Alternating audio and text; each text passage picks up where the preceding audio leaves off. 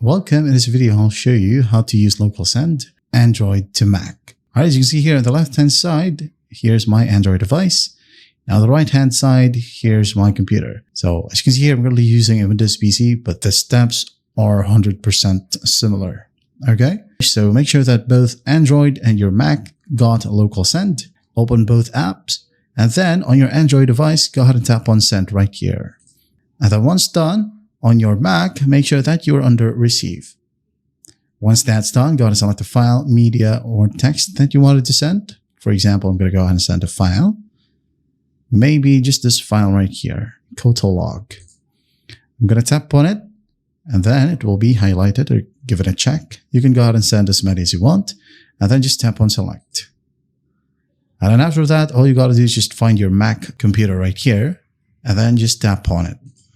And then after that, on your Mac, you'll receive a notification.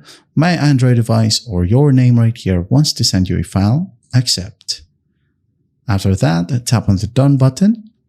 And then under Receive, you can go ahead over to the top right, click on the Resend button, and you'll be able to see the file right here. You can click on it or open up the folder to view it.